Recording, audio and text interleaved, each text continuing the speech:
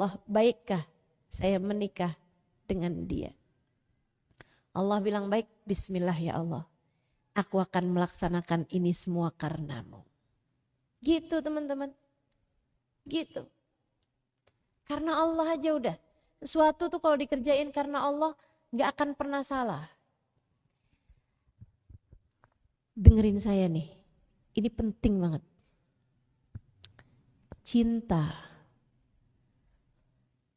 Cinta karena Allah tak akan pernah tak berbalas. Cinta karena Allah tak akan pernah tak berbalas. Pasti berbalas. Dengan cara Allah menjadikan hatinya mencintaimu, atau kamu akan mendapatkan cinta dari Allah Subhanahu wa ta'ala mencukupimu dari cinta siapapun dari makhluknya. Cinta karena Allah tak ada yang tak berbalas. Kamu akan dibalas. Bisa oleh yang kamu cintai atau oleh Allah yang karenanya kamu mencintai dia. Gak ada yang gak berbalas. Jadi kalau kamu ngerasa saya udah cinta sama dia, tapi dia kok gak cinta sama saya. Para istri, kalau kamu merasa seperti itu, silahkan koreksi lagi cintamu. Silahkan koreksi lagi cintamu. Kamu mencintai dia karena apa? Kamu mencintai dia karena siapa? Kalau kamu mencintai dia karena dia, kamu mencintai dia karena hartanya, kamu mencintai dia karena rupanya, kamu mencintai dia karena ilmunya, bersiap-siaplah untuk kecewa. Bersiap-siaplah untuk kecewa. Hanya ketika cintamu kamu jadikan karena Allah Subhanahu wa ta'ala, itulah yang akan terus langgeng, panjang umur cintamu sampai kalian berdua dapat diperkenankan Allah untuk menuju surga. Benerin lagi. Saya nggak setuju ada seorang istri bilang, saya cinta sama suami saya hanya karena anak-anak. Saya pertahankan rumah tangga saya nih, padahal sudah nggak ada enak-enaknya lagi nih rumah tangga. Saya pertahankan karena anak-anak. Ibu-ibu, adik-adik, teman-teman saudaraku sekalian, nggak gitu caranya. Kamu kalau kemudian tetap berusaha untuk mempertahankan rumah tangga hanya karena anak-anak, itu berarti kamu beralih dari makhluk ke makhluk juga. Jangan salah diniat. Terus mestinya gimana Ustazah? Saya cintai suami saya sayangi suami saya akan menjadi istri yang solehah buat dia. Kenapa? Karena Allah. Karena dia adalah jalan saya menuju ridha Allah. Karena dia adalah jalan surga bagi saya. Gitu. Bisa? Insya Allah. Jadinya kayak tadi itu. Kalau suami lagi menyenangkan, surga memang menyenangkan. Kalau suami sedang menyebalkan, surga memang berat. Niatnya mesti benar. Niat nikahnya karena Allah. Niat kamu menjadi istri yang solehah karena Allah. Malam-malam hari kamu udah tidur. Suami datang larut malam. Udahlah kamu ngantuk-ngantuk bukain pintu. Begitu kamu mau balik tidur lagi, suami bilang, masakin saya nasi goreng dong.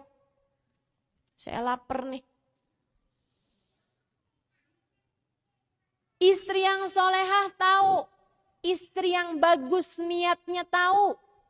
Dia harus bikinin nasi goreng. Bukan karena suaminya, akan tetapi karena Allah memerintahkan dia untuk jadi istri yang solehah. Maka dia pun bangun karena Allah. Dia pun ngulek karena Allah. Ngulek bumbu. Dia pun mulai masak nasi goreng karena Allah. Dia pun menyuguhkannya karena Allah. Suaminya makan dengan lahap, dia memandangnya dengan penuh cinta karena Allah. Semuanya tuh ada nilai pahalanya. Dia bangun berpahala. Itu semua yang dia lakukan. Dia ngulek, dia goreng makanannya tersebut. Dia nyuguhin, dia ngeliatin suaminya makan. Dia tungguin suaminya makan. Itu semuanya adalah tangga demi tangga mendekatkannya ke surga. Kenapa? Benar diniat. Bahkan jika andai suaminya makan, gak enak nih nasi gorengnya. Saya mau beli aja deh di pengkolan. Istrinya tetap senyum. Kenapa gitu? Nilai pahalanya sudah ada dalam pandangan Allah. Dia akan bilang, terserah kamu bang, itu urusanmu dengan nasi goreng.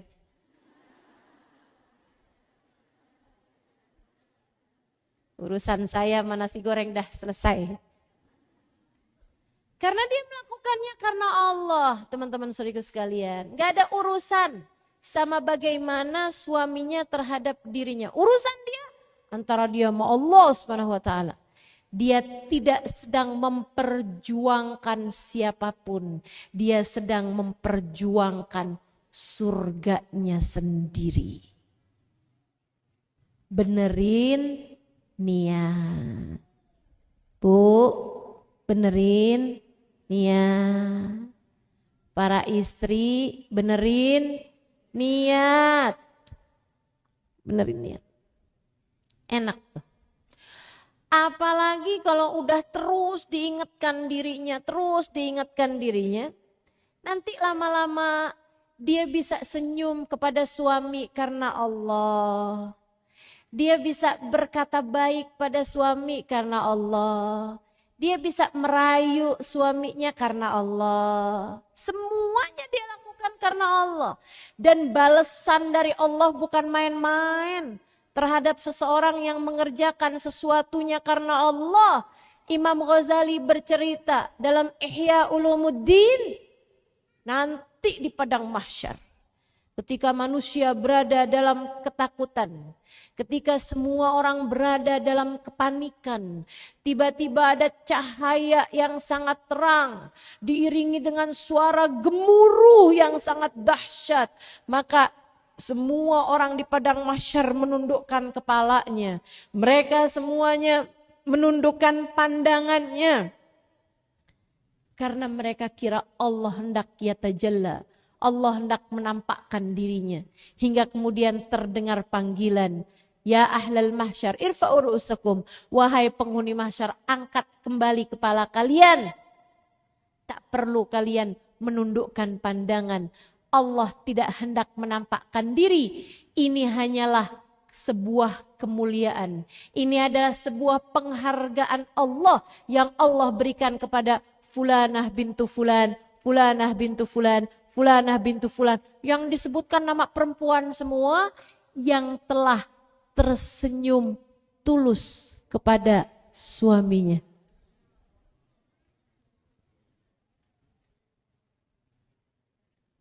Bagaimana menurutmu? senyummu dihargai dengan kemuliaan di mahsyar. Ibu-ibu, saya rasa nih jarang yang ngamalin ilmu ini.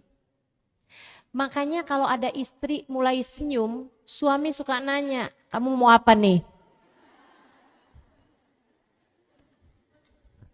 Dari jarangnya istri senyum ikhlas sama suami. Sampai kalau udah mulain baik gitu kan, mulain pegang-pegang kaki, pijit-pijit. Transferan kemarin kurang ya. Pertanyaan suami gitu. Ya Allah, atau mau dibeliin apa nih sekarang? Katanya gitu. Ayolah, belajar untuk bisa benar diniat. Mengerjakan segala sesuatu hanya karena Allah. Karena dengan niatmu benar, ibadah pernikahanmu menjadi layak diterima di sisi Allah. Menjadi sebuah ibadah yang dapat menghantarkanmu menuju surga. Benar diniat, nomor 1. Yang keduanya adalah bagus di cara. Caranya bagus. Ibu-ibu, kalau ada orang sholat, tapi caranya nggak benar. Kalau dia takbir ngangkat tangannya sampai ke atas, Allahu Akbar, misalnya. Terus dia ruku caranya dengan melompat. Dia sujud caranya dengan apa tuh namanya? Glosor. Saudaraku sekalian, apakah sholatnya layak diterima di sisi Allah? Enggak. Bahkan apakah sholatnya sah? Enggak sah. Sholat tuh harus benar dan harus bagus caranya biar diterima. Sama halnya dengan ibadah pernikahan, ini juga mesti benar dan bagus caranya. Biar layak diterima di sisi Allah Subhanahu wa ta'ala. Gimana caranya? Diajarin sama Asma bintu Khorijah. Seorang perempuan solehah. Seorang wanita yang sangat mulia. Seorang yang menjadi ulama pada zamannya. Namanya Asma bintu Khorijah. Beliau menyampaikan ketika memboyong anaknya menuju ke rumah suaminya. Anaknya dinikah sama seseorang kemudian dibawa ke rumah suaminya. Beliau ngasih nasihat kepada putrinya tersebut. Nak, kata beliau, jadilah untuk suamimu, merendahlah untuk suamimu, dan jadilah seperti hamparan tanah. Dia akan menjadi langit yang menopangmu.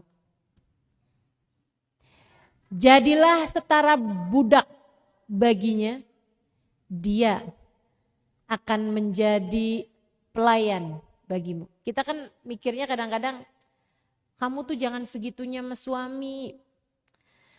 Nanti takutnya kalau kamu jadi kayak budaknya dia, dianya nanti bakalan jadi kayak raja buat kamu. Enggak gitu teman-teman, enggak gitu. Kamu menjadikannya raja, dia akan menjadikanmu ratu. Tenang aja. Perlakuan kita tuh sama orang lain itu kayak ucapan salam kok. Kalau saya liatin, jawabin salam saya. Assalamualaikum.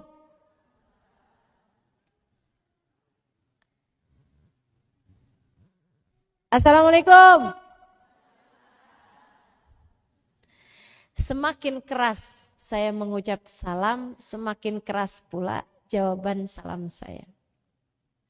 Saya pelan, juga akan pelan. Assalamualaikum. Kan? Mesti gitu. Demikian pula perlakuan kamu terhadap suamimu, teman-teman. Kamu merajakan dia. Kamu jangan mikir, wah dia akan menganggap kamu sebagai budak sahaya. Enggak. Enggak. Dia juga akan meratukan dirimu. Gitu. Yang penting syaratnya satu. Kamu mengerjakannya tidak berharap balasan dari dia, akan tetapi berharap balasan dari Allah. Kamu gak nyari kesenangan dunia, yang kamu cari adalah surga. Kamu bangun rumah tangga di dunia seolah kamu sedang membangun surga. Gitu. Insya Allah tuh. Asma bintu Kharijah melanjutkan nasihatnya dengan berkata, anakku, jagalah dari suamimu 3 hal. Ini saya tuliskan nih di buku Muhasabah Cinta. Kalau adik-adik, terutamanya nih yang pengantin baru, calon pengantin, atau para ibu rumah tangga yang sedang ada permasalahan dalam rumah tangga, saya sangat menyarankanmu membaca buku tersebut. Muhasabah Cinta, buku yang saya tulis dalam rangka mempermudah diri saya sebagai seorang istri dan mempermudah dirimu, saudari-saudari saya dalam membangun surga dalam rumah tangganya. Asma bintu Kharijah memberi nasihat kepada anaknya, nak, jagalah dari suamimu 3 hal. Jagalah hidungnya. Jangan biarkan dia mencium darimu kecuali wangi. Jagalah dari suamimu matanya. Jangan biarkan dia melihat darimu kecuali keindahan. Kecuali cantik. Jagalah dari suamimu telinganya. Jangan biarkan dia mendengar darimu kata-kata yang menyakitkan hati. Jagalah dari suamimu hidungnya. Paling gampang nih. Ya. Bu, Kak, Dek, para istri-istri yang masih ada suami. Kamu kalau deket sama suami yang wangi. Jangan sampai suamimu deketin kamu baunya antara terasi, bawang, kalau enggak minyak angin. Jangan.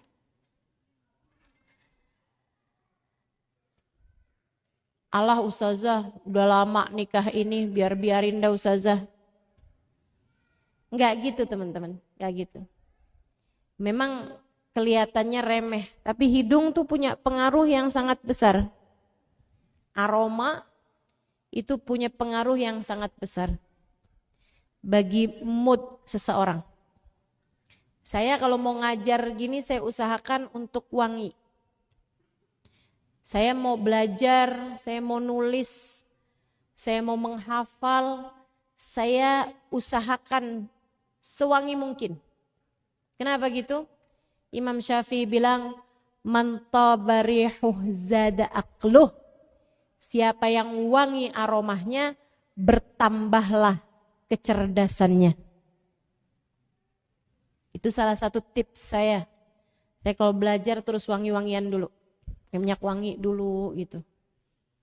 Kalau udah aromanya wangi, insya Allah mudah untuk diajak konsentrasi. Gitu. Memang memberi pengaruh, dampak sangat signifikan. Sadar atau tidak sadar.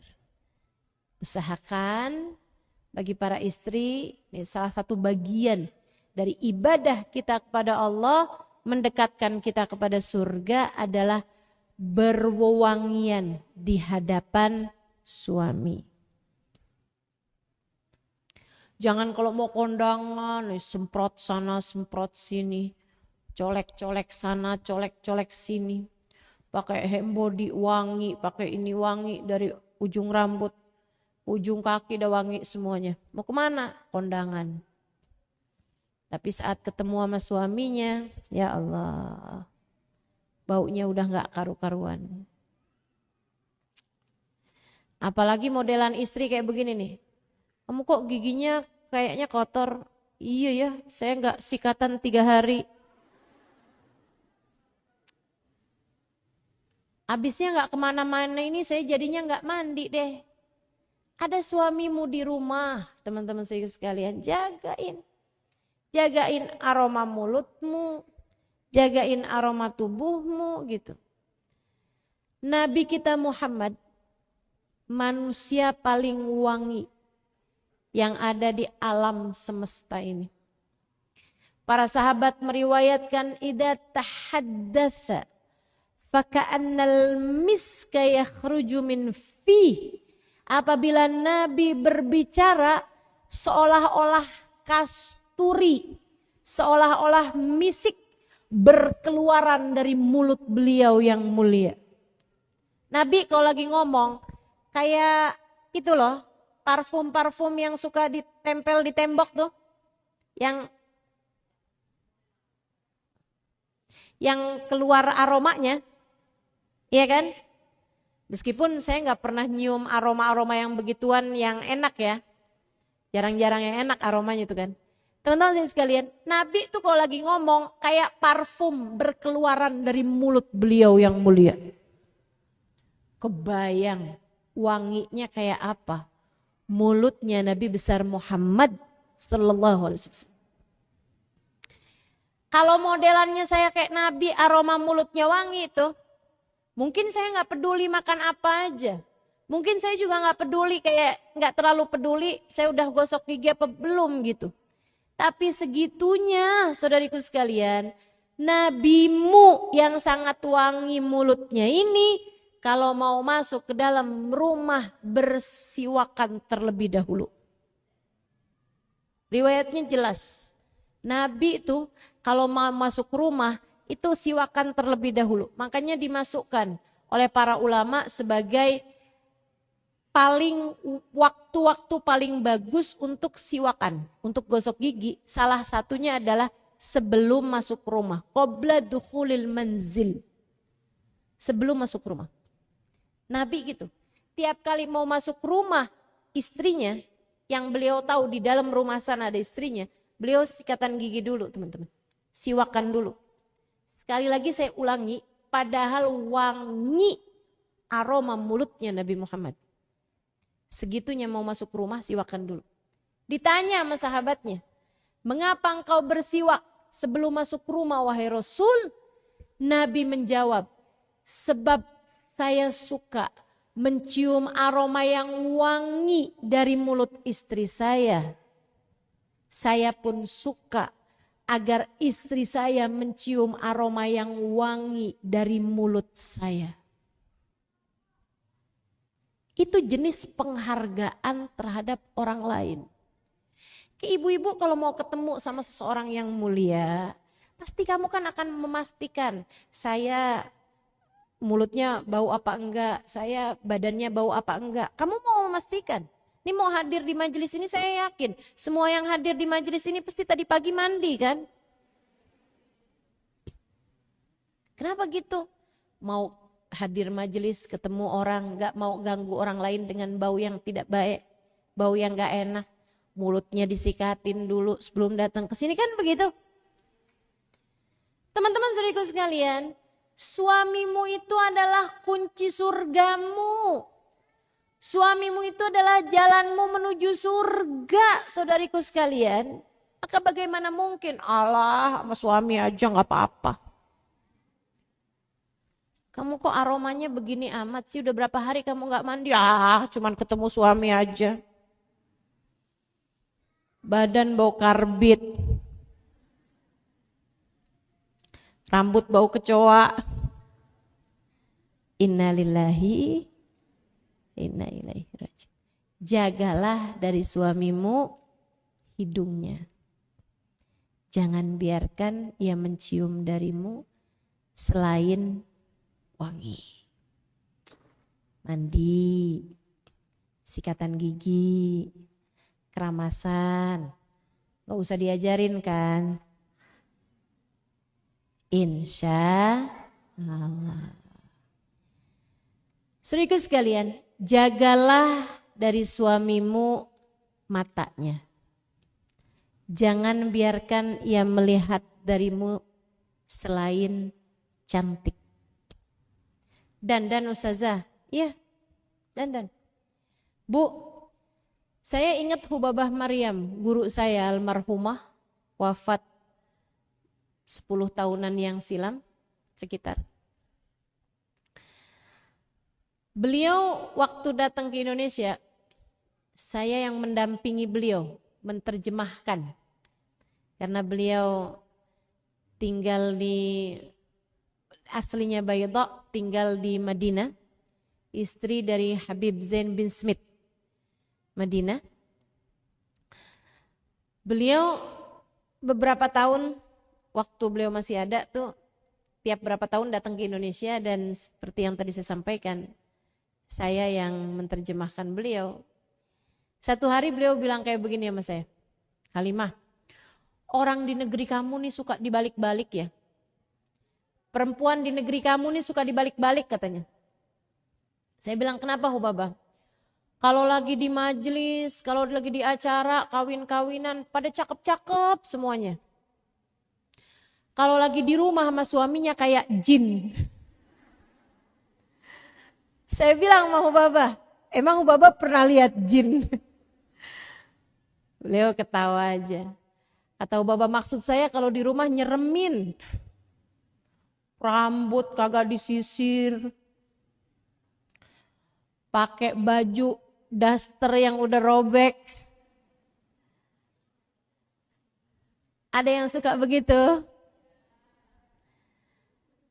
Kalau dibilangin tuh daster kamu robek tuh. Enak, adem. Adem yang make.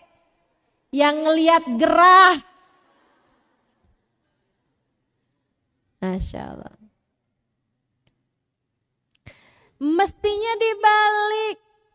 Kamu kalau keluar, apalagi dilihat sama laki-laki yang bukan mahram, usahakan setertutup mungkin, usahakan sejelek mungkin biar nggak jadi fitnah bagi laki-laki yang lain.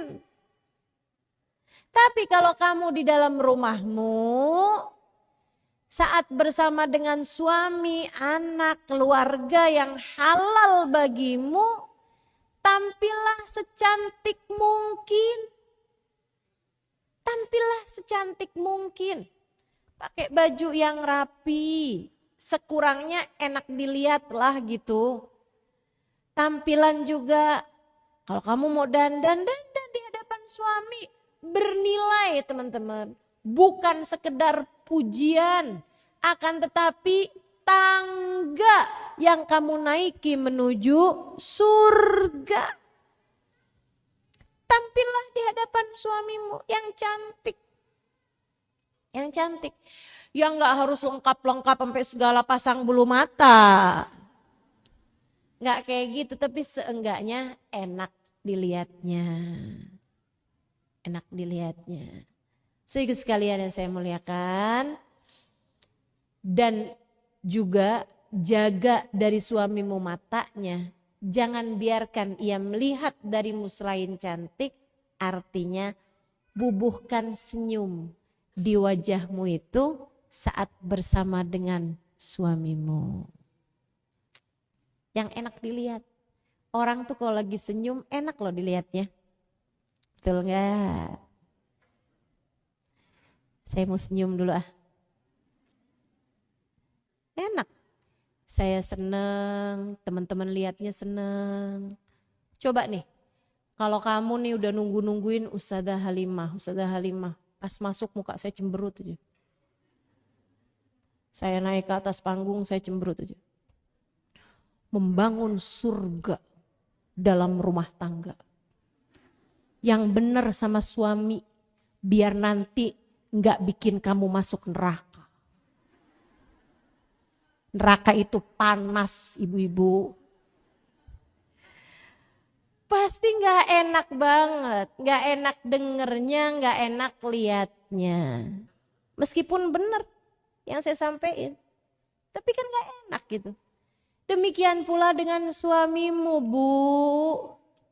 Suami kok disuguhin muka cemberut mulu. Suami kok disuguhin sama muka manyun mulu. Suami setiap kali ngelihat istrinya kayak lagi ngerasa ada dalam scene film horor. Dalam adegan film horor. Sampai suaminya bilang, saya mah gak senang nonton film horor. Kenapa? Ada yang jauh lebih horor. Masya Allah. Jaga dari suamimu tampilannya. Teman-teman saya sekalian, kamu kalau bayangin rumah tangganya Nabi, rumah tangganya Sayyidah Fatimah, rumah tangganya Nabi dengan Sayyidah Aisyah atau dengan Sayyidah Khadijah, rumah tangganya para istri-istri Nabi, rumah tangganya para sahabat-sahabat Nabi, rumah tangganya para ulama-ulama. Kamu jangan bayangin rumah tangga yang kaku, rumah tangga yang istri nyuciin kaki suami, gitu ya, istri yang motongin kuku kaki suami gitu. Enggak gitu teman-teman, enggak gitu. Akan tetapi rumah tangga mereka adalah rumah tangga yang penuh canda tawa. Rumah tangga yang manis, ibarat kue tuh rasanya tuh manis. Rasanya renyah, rasanya gurih. Jangan kamu pikir rumah tangga mereka tuh rumah tangga yang isinya pahit. Isinya enggak enak gitu. Enggak. Nabi bahkan berkata kepada Sayyidah Aisyah, Aisyah, saya tahu kok kapan kamu lagi seneng sama saya, kapan kamu lagi marah gitu sama saya. Emang iya Rasul, muka saya gak bisa disembunyiin ya Rasul. Rasul taunya dari mana? Kata Sayyidah Aisyah. Apa jawab Nabi? Kamu tuh Aisyah, kalau lagi kamu cinta, lagi seneng sama saya, kamu suka sumpah pakai nama saya. Birabbi Muhammad. Demi Tuhannya Nabi Muhammad. Tapi kalau kamu kelihatannya kayaknya lagi sebel sama saya, kamu selalu aja kalau sumpah pakai nama Nabi yang lain selain saya. Birabbi Ibrahim. Birabbi Musa wa Harun. Demi Tuhannya Nabi Ibrahim. Demi Tuhannya Nabi Harun. Masya Allah. Bercanda mereka. Rumah tangga penuh dengan kebahagiaan. Sayyidah Aisyah bahkan meriwayatkan Nabi Muhammad seringkali mengulang-ulangkan Al-Quran sedangkan kepalanya bersandar di atas pangkuanku. Indah rumah tangga mereka teman-teman. Rumah tangga Sayyidina Ali dengan Sayyidah Fatimah Zahra. Katanya Sayyidah Fatimah, Ali, kamu tahu nggak? Dulu ada loh sahabatnya ayahandaku. Kalau Nabi mau pergi perang, kalau ayahanda mau pergi perang, saya suka cari tahu. Dia ikutan pergi perang nggak ya? Nanti kalau habis selesai pergi perang, saya juga suka cari tahu, selamat nggak ya? Gimana ceritanya di medan perang? Sayyidina Ali langsung cemberut mukanya. Dan kamu kecewa ya Fatimah karena kamu nikahnya gak sama dia. Kamu sebel kan karena ternyata yang datang melamar kamu itu saya. Yang ternyata dinikahin sama ayahanda kamu saya kan. Kamu sebel kan. Sayyidah Fatimah senyum-senyum. Orang yang saya ceritain kamu kok.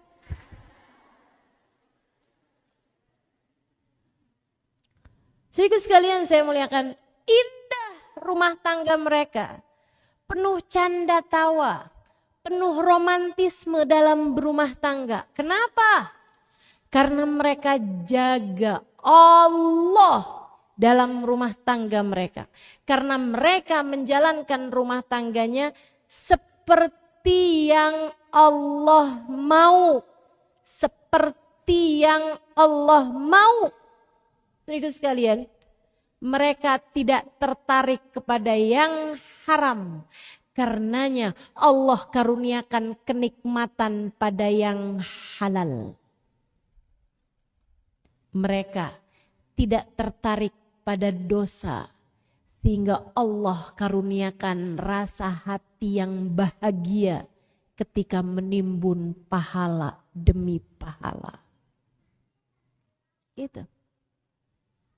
Sebaliknya, orang kalau udah tertariknya sama yang haram, Allah hilangkan darinya kenikmatan dari yang halal.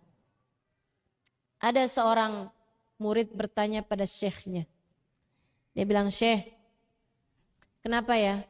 Dulu tuh saya kalau ngelihat istri saya awal-awal nikah tuh cantik banget. Cantik. Saya cinta sama dia, saya kagum sama dia, saya selalu seneng ada di dekat dia gitu. Kalau saya pergi saya kangen sama dia gitu.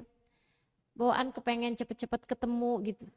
Sekarang Syekh, rasa itu sudah hilang dari hati saya. Saya sekarang lihat perempuan yang lain semuanya cantik selain istri saya. Saya lihat sekarang perempuan yang lain menarik selain istri saya. Saya sekarang seneng ada di antara perempuan. Bisa lihat perempuan sih seneng selain istri saya. Saya kalau dekat istri saya rasanya kayak bawaan panas aja gitu. Pengen pergi, pengen cepet-cepet gak ada sama dia gitu. Kenapa ya Syekh? Syekhnya nanya, adakah istrimu akhlaknya jelek? Karena bagaimanapun secantik-cantiknya istri, kalau suami diomelin mulu gak ada yang betah. Kan begitu? Kalau istri akhlaknya gak bagus gitu, kan suami juga emang gak betah gitu. Kalau saat suaminya lihat istrinya depan TV, nonton mulu, pegang HP mulu, suami gak dihargain gitu. Kan dia juga lama-lama kan yang lama-lama bisa hilang cintanya. Dan itu normal, itu wajar aja. Kata si laki-laki itu enggak Syekh, istri saya tetap baik. Dia hormat sama saya, dia tetap baik sama saya. Sama ketika awal nikah dulu. Mungkin istri kamu sekarang memang kurang jaga badan, kurang jaga muka gitu. Jadi jerawatan di mana-mana gitu. Enggak Syekh. Istri saya mulus, cantik, seperti sedia kala. Badannya tetap bagus, rajin minum jamu anti tua. Ada enggak? Saya mau beli. Teman-teman sekalian, dia bilang istrinya tetap seperti sedia kala. Cantik, bagus, akhlaknya bagus. Gak ada apa-apa. Tidak masalah sama istrinya. Itu dia yang saya heran. Istri saya tidak berubah. Yang berubah rasa hati saya kepadanya. Dan saya sedih atas hal tersebut. Kasih tahu saya kenapa. Syekhnya bilang begini. Adakah kamu belakangan ini suka melihat yang diharamkan Allah?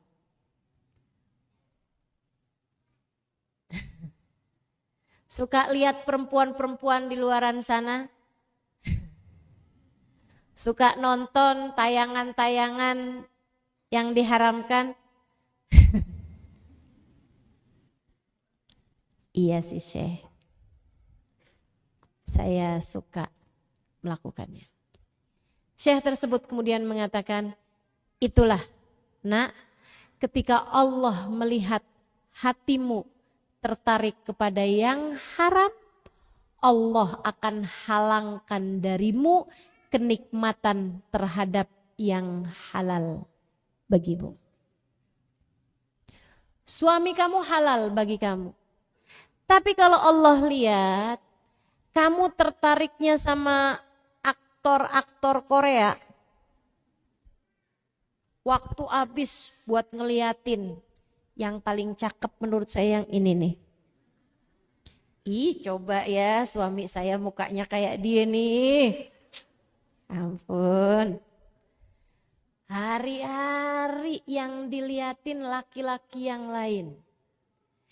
Hari-hari kamu tertarik kepada yang haram. Allah akan halangkan darimu kenikmatan terhadap yang halal. Nanti kamu lihat suami kamu jadi jelek. Demikian pula suami terhadap istri. Makanya jagain. Tetaplah di jalan Allah. Jagain. Mata suamimu. Biarkan melihat darimu yang cantik. Dan kamu melakukan semuanya juga karena suamimu tersebut. Kalau kita bisa kerjain ini teman-teman. Cantikmu bukan hanya di dunia tapi juga di akhirat. Saya ingat ada satu Hubabah. Namanya Hubabah Talhah. Beberapa tahun lalu, 2-3 tahun lalu, enggak ding lebih, 3-4 tahun lalu, datang berkunjung ke Indonesia. Dan ada beberapa hari yang saya mendampingi beliau untuk dakwah di Indonesia. Di beberapa tempat saya yang mendampingi beliau. Beliau datang bersama dengan putrinya yang sudah menikah. Putrinya ini cerita, dia bilang, abah saya Halimah sampai pernah bilang saya di surga enggak mau minta bidadari. Saya doa dari sejak sekarang di surga nanti saya enggak perlu dikasih bidadari. Saya minta sama Allah agar di surga nanti dikasih ibu kalian buat saya. Bagi saya tidak ada wanita yang lebih cantik daripada ibu kalian.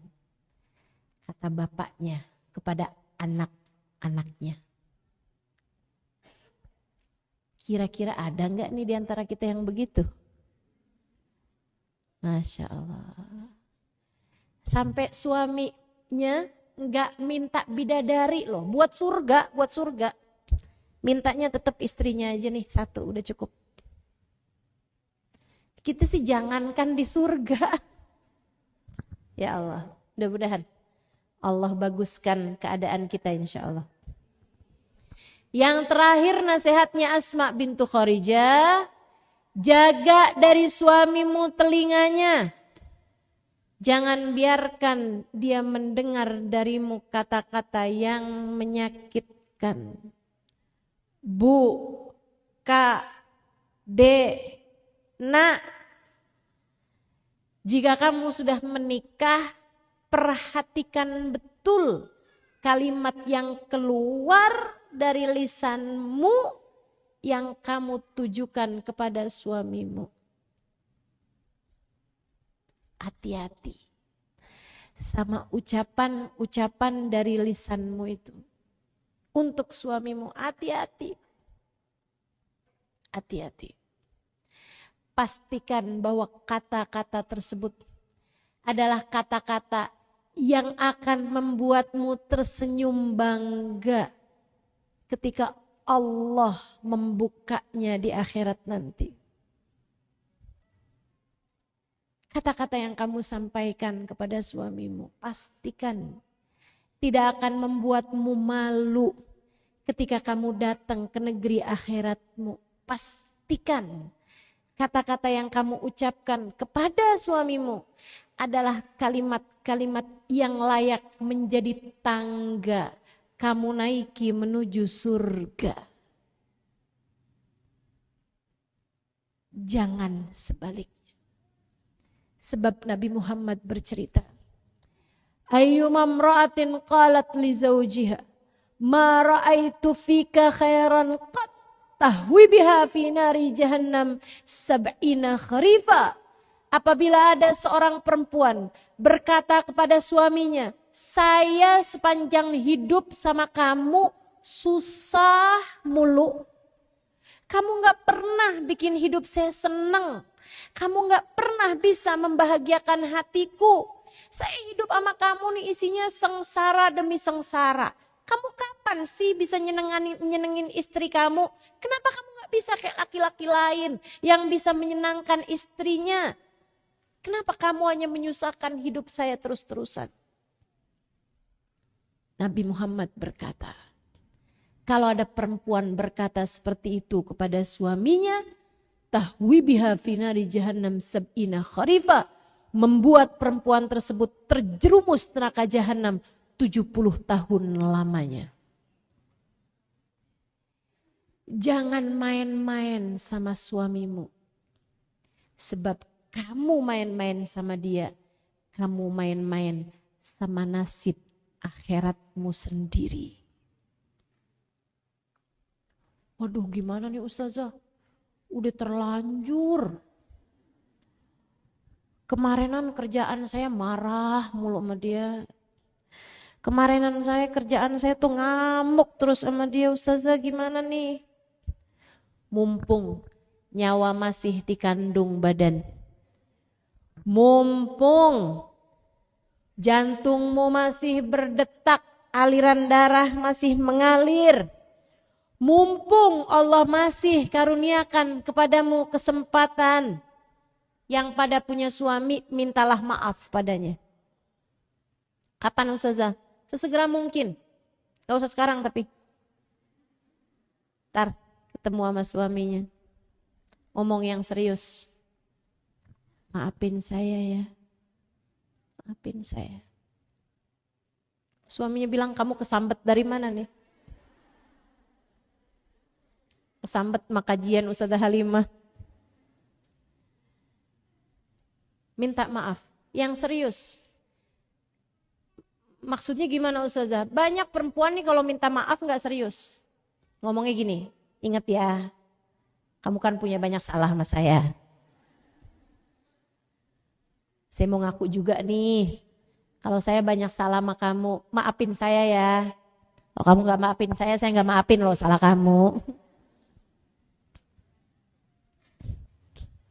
Minta maaf yang serius. Jalan surga bagi kita. Nabi pernah satu waktu berkata kepada seorang perempuan Ansar. Ada satu perempuan Ansar. Nanya beberapa permasalahan fikih kepada Nabi Muhammad. Habis dia nanya, Nabi kemudian bertanya padanya. Habis dijawab sama Nabi nanya, amutazawwijah anti? Apakah kamu sudah menikah? Dia bilang, bala ya Rasulullah, ana imra'at fulan bin fulan. Iya Rasul, saya istrinya fulan bin fulan. Sebutin sama dia nama suaminya. Nabi kemudian bertanya, kaifa antibih? Bagaimana kamu sama suamimu? Dia bilang, ya Rasulullah, saya berusaha menjadi istri yang solehah baginya. Saya patuh padanya sebisa yang saya mampu. Saya berusaha menghormatinya, saya menyayanginya. Dan saya taat pada apapun yang dia perintahkan pada saya. Nabi senyum lebar, seneng banget. Ada umatnya yang solehah sebagai istri. Padahal dia solehah kepada suaminya, kan nggak ngaruh juga sama Nabi sebenarnya. Betul nggak? Dia bukan anak Nabi, dia bukan cucu Nabi. Tapi memang hubungan umat sama Nabi ini memang begitu eratnya teman-teman. Saya jadinya bayangin ya Allah, nih kalau Nabi ketemu sama kita, Nabi juga sangat mungkin loh bertanya hal yang sama kepada kita. Kamu udah kawin? Udah Rasul. Gimana kamu sama suami kamu?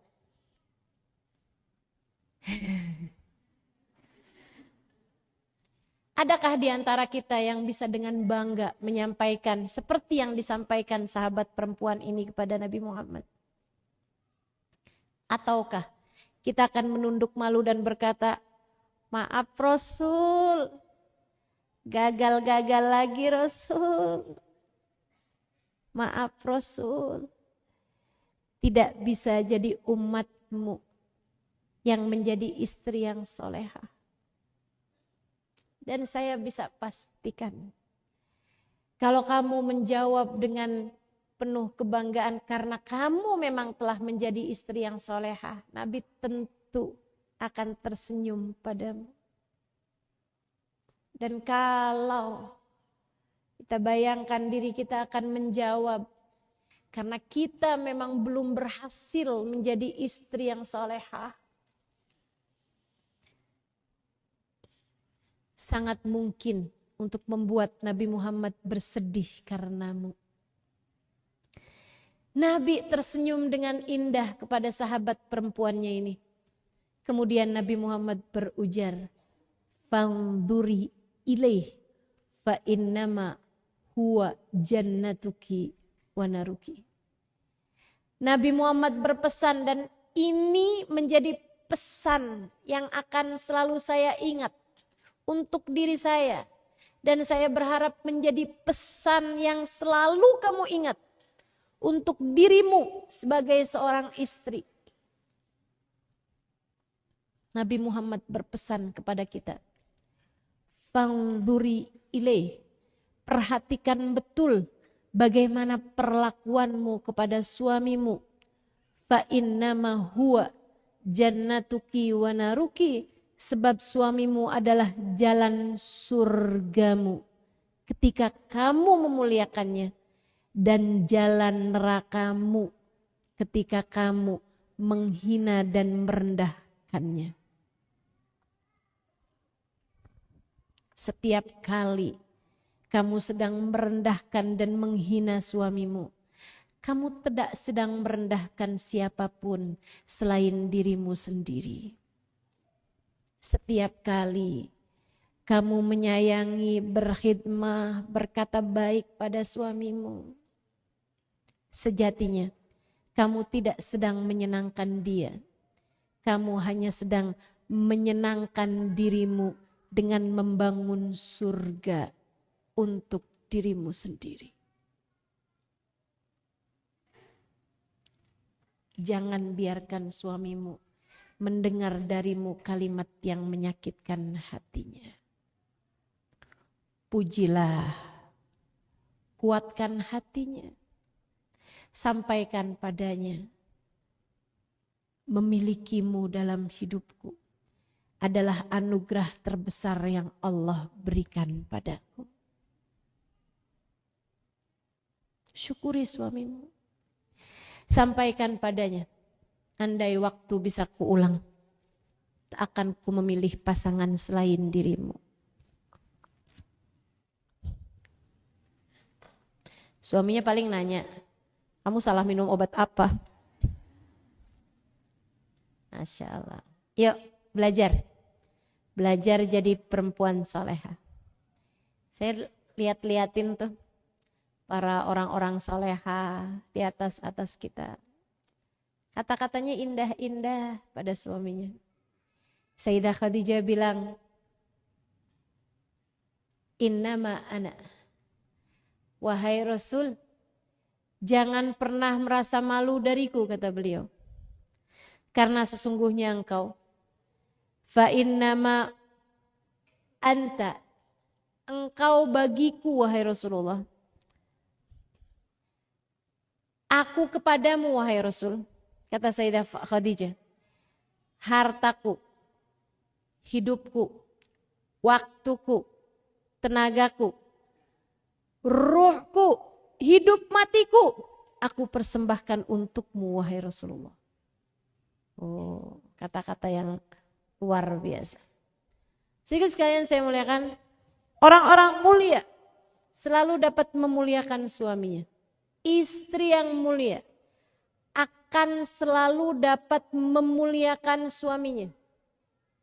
Siapapun suaminya. Dan hanya wanita yang hina yang akan menghina suaminya. Siapapun suaminya.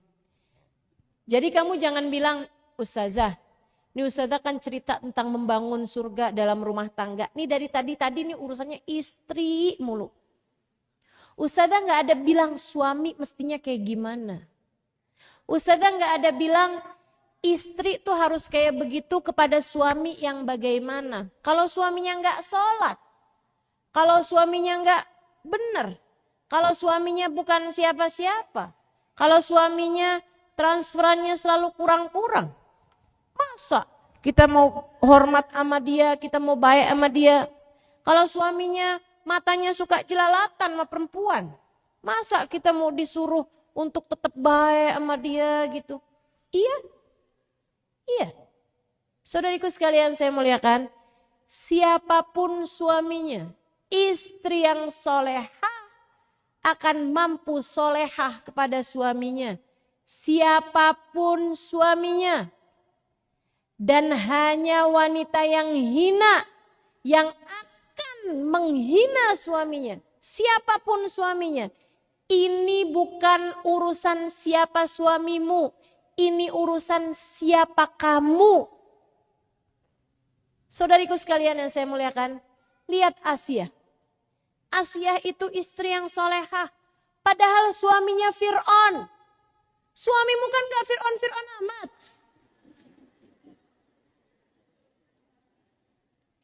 Lihat Nabi Lut, lihat Nabi Nuh. Suaminya Nabi, teman-teman. Suaminya Nabi. Orang bersaksi imannya kepada Allah dan kepada suaminya. Segitunya istrinya ahli neraka. Segitunya istrinya termasuk yang tenggelam. Di saat Allah Subhanahu wa ta'ala menenggelamkan umatnya Nabi Nuh. Istrinya loh padahal, suaminya padahal seorang nabi. Jadi ini tuh bukan tentang siapa suamimu. Istri yang gak soleha, istri yang bejat, tuh istrinya Nabi Nuh, suaminya Nabi sekalipun dia gak selamat. Suaminya Nabi sekalipun dia gak bisa menghormatinya. Akan tetapi istri yang soleha, biar kata suaminya siapapun dia akan tetap menjadi seorang perempuan yang soleha. Maka teman-teman, jangan lihat siapa suamimu. Akan tetapi kamu hanya akan dihisab dengan bagaimana perlakuanmu kepadanya. Jangan karena suamimu berkata kasar, kamu jadi kayak ngerasa boleh berkata kasar. Enggak, saudaraku sekalian. Enggak. Suamimu berkata kasar, biarin dia aja. Kamu jangan. Kenapa kamu gak balas ucapan kasar suamimu? Karena saya hambanya Allah.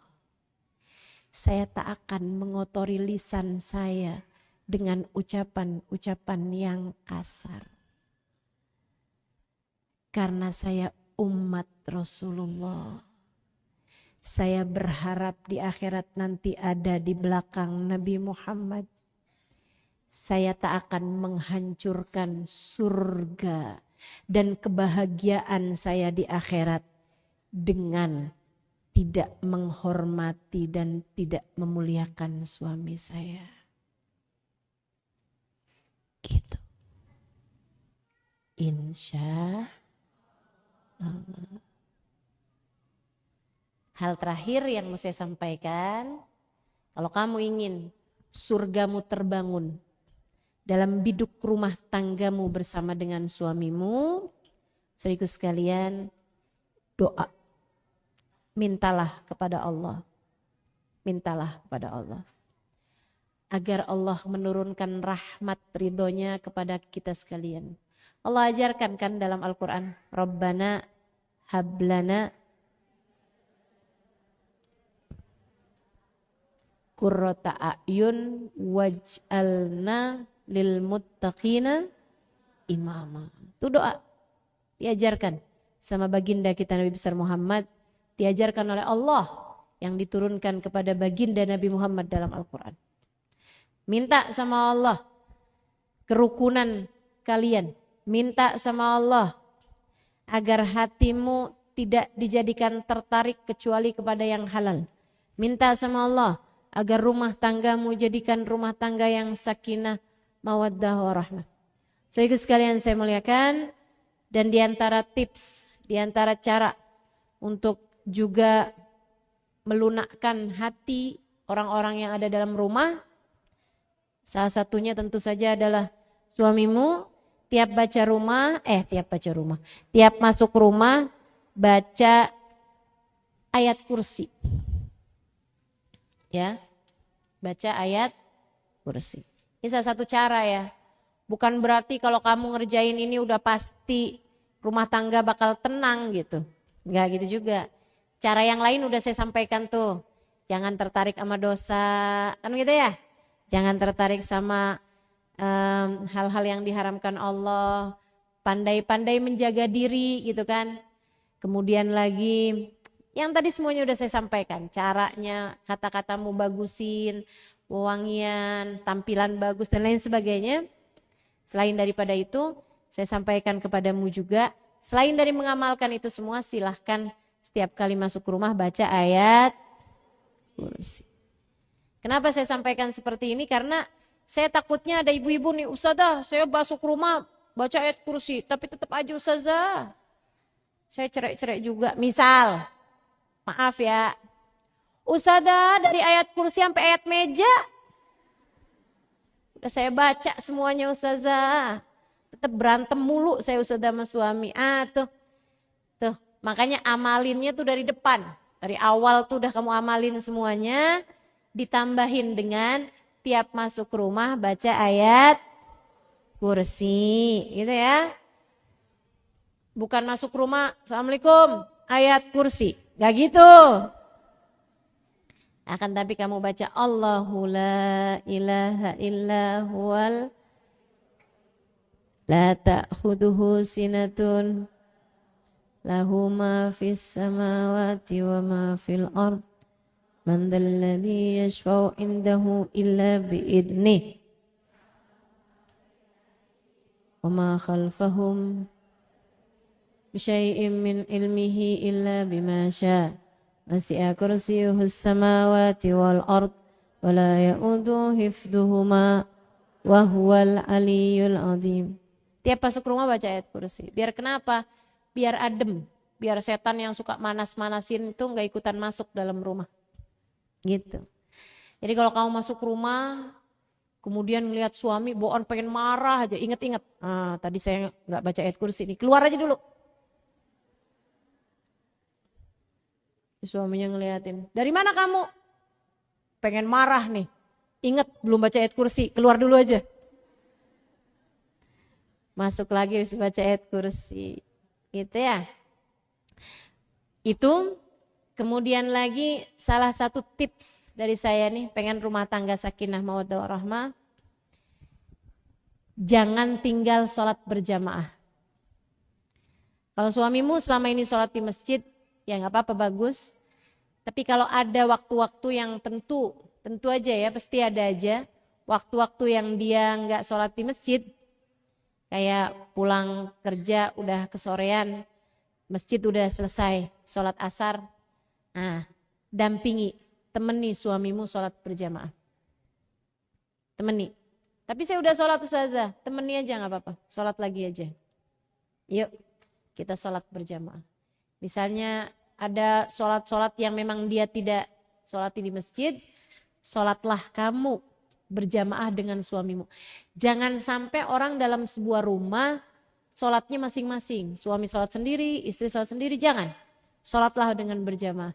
Sholat berjamaah itu tajma'al gulub. Sholat berjamaah itu tajma'ul gulub. Ngumpulin hati, nyatuin perasaan. Ya. Orang kalau dipandang Allah bersama-sama, berjamaah, nanti Allah turunkan rahmat buat mereka yang sedang berjamaah tersebut, sehingga Allah satukan hati mereka dalam cinta karena Allah Subhanahu wa taala. Nah, itu saya sangat menyarankanmu untuk dapat melakukan ini semuanya sambil saya doakan. Semoga semua yang hadir, semua yang mendengarkan kajian saya pada hari ini, rumah tangganya dijadikan rumah tangga yang sakinah, mawaddah, warahmah. Ala hadhihi niyah bikulli niyatin salihah. Jadi rumah tangga yang seolah membangun surga hingga nanti di hari akhirat sungguh-sungguh masuk ke dalam surga. Kita, suami kita dan anak-anak kita, turunan-keturunan kita semuanya insyaallah. ala hadhihi niyah bikunniyah salihah jami'ah syamilah la hadratin Nabi Muhammad sallallahu alaihi wa alihi wasallam. Al-Fatihah.